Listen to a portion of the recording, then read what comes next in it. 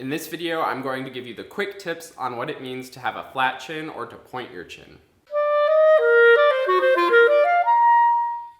So chances are, if you've been playing the clarinet for pretty much any time, you've had somebody tell you that you need to have a flat chin or you need to point your chin or something about this chin action. And it can be kind of confusing because we don't typically think about controlling our chin. So I want to sort of explain what this is all about, what it means, how to do it, and why it's so important.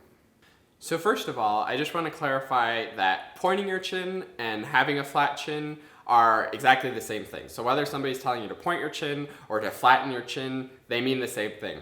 And basically what it means is getting this kind of chin shape, jaw shape, bottom lip shape, something like this. So you can see that's different than my sort of normal relaxed chin is just sort of like this. Or I could have like a bunched up chin where it's sort of rounded and squishy. Or I could have a flat pointed chin like this. So it's important to think about what those different things are and have some control over what's happening down here, because the way that this bottom lip is, and the chin is sort of an extension of the bottom lip, and that's why people refer to the chin, it's actually to control this bottom lip, that has a big impact on the way that the reed vibrates. So having a flat chin or pointing your chin is all about getting this bottom lip really connected to your bottom teeth and getting your jaw engaged in the sound.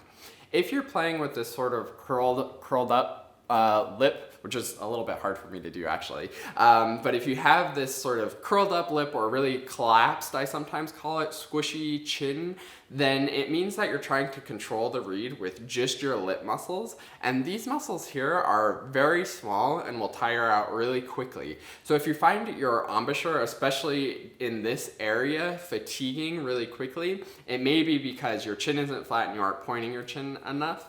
The reason why we want to connect this bottom lip to our bottom teeth and get this jaw engaged is because if we're thinking about having the lip and the chin be all one part of the jaw and are actually using more our bottom teeth actually and our jaw to control the reed, then that means that we're engaging these big muscles back here, and these muscles have a lot better chance of being able to control the reed and sustain a good embouchure for a long time. So hopefully you noticed I just said that we want to be controlling the reed almost with our bottom teeth, and you might have freaked out about that because if you ever have put your teeth on the reed, it creates some interesting sounds. And I definitely encourage you to try it, but just do it once or you'll annoy people. So even though putting your teeth literally on the reed creates really bad, awful sounds, if we think about having that kind of precision with how our lip is on the reed, it is actually really great and enhances the vibrations of the reed. So we want to think about this lip being extremely connected to the bottom teeth, and there's a lot of players who actually have to put stuff over their bottom teeth to sort of cover it up so it doesn't dig into their lip so much, and that's something that a lot of professionals actually do. So that shows you how strongly the professionals are engaging this lip into the teeth and the jaw. Incidentally, if you are having a good connection here, then you're most likely going to be pointing your chin, because in order to really engage your bottom lip and connect it to the bottom teeth, you have to pull all of these muscles back and you get this sort of flat pointed chin. Now I just want to include one super quick bonus tip.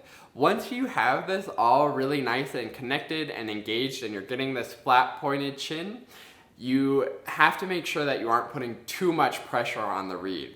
This is the strong part of the embouchure. The embouchure is often described by many of the great pros of now and the past of being really strong, and it's in this connection and this engagement with the flat chin and also the top lip and the corners that are really strong.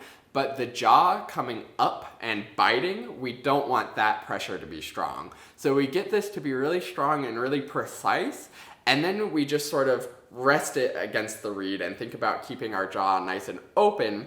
And thinking about opening up will also help you to get that point and flatness to the chin as well. So we get this flat, we get this engaged, this is strong, this is strong, this is strong, but we're not biting or putting lots of pressure on the reed in a strong way. So if you've ever been confused when somebody's told you to have a flat chin or to point your chin, I hope this has helped to explain what that means, how to do it, and why it's so important. And if you've enjoyed this quick tips video, be sure to leave it a like and feel free to write in the comments anything else that you'd want to hear some quick tips about. Then be sure to subscribe and hit that bell icon so you get notified if I make a video about your quick tip topic. Thanks so much for watching, and I'll see you in another video.